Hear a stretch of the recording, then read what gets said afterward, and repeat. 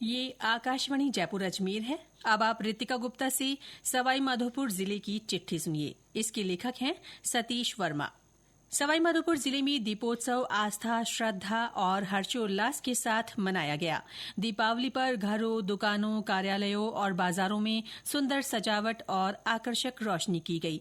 इस दौरान विभिन्न व्यापारिक संगठनों की ओर से भी सामूहिक रूप से सजावट की गई।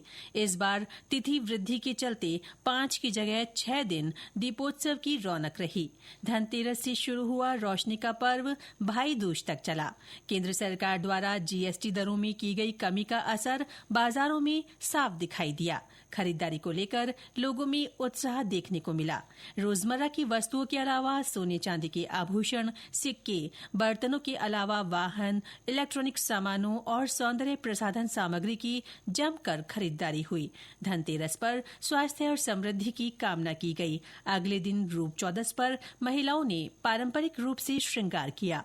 दीपावली पर शुभ मुहूर्त में परंपरागत रूप से धन की देवी मां लक्ष्मी और गणेश जी की पूजा अर्चना कर मनौतियां मांगी गई। बच्चों के साथ बड़ों ने भी आतिशबाजी का जमकर आनंद लिया। गोवर्धन पर्व पर गोबर का गोवर्धन पर्वत बनाकर पूजा अर्चना की गई। मंदिरों में अन्नकूट का भोग लगाकर प्रसादी वितरित की गई। ग्रामीण अंचलों में गाय और बैल सहित पशुओं का परंपरागत रूप से श्रृंगार कर आरती उतारी गई। आखिरी दिन भाई दूज पर बहनों ने भाइयों के मस्तक पर तिलक लगाकर सुख समृद्धि की कामना की। दीपोत्सव के बाद इन दिनों जिले में रामा श्यामा का दौर चल रहा है। लोग एक दूसरे से मिलकर दीपावली की शुभकामनाएं दे रहे हैं।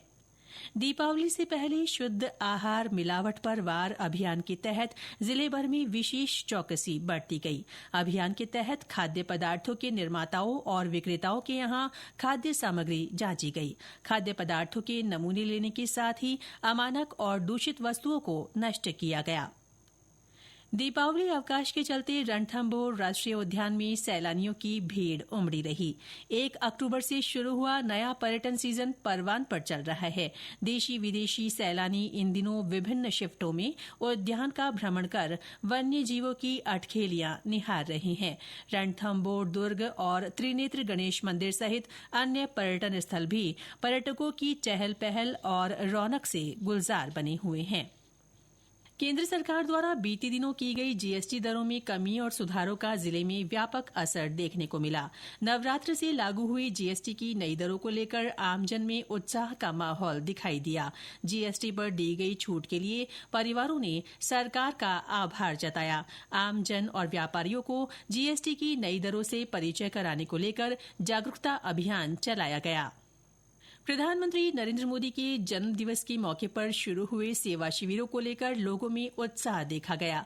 शहरी और ग्रामीण इलाकों में लगाए गए इन शिविरों में लोगों के वर्षों पुराने भूमि के पट्टे, नामांतरण, पंजीयन और खातेदारी जैसे अटके कार्य प्राथमिकता से निपटाए गए। इसके अलावा बिजली, पानी, सड़क और सीवर लाइनों से जुड़ी समस्याओं और शिकायतों को दूर किया गया।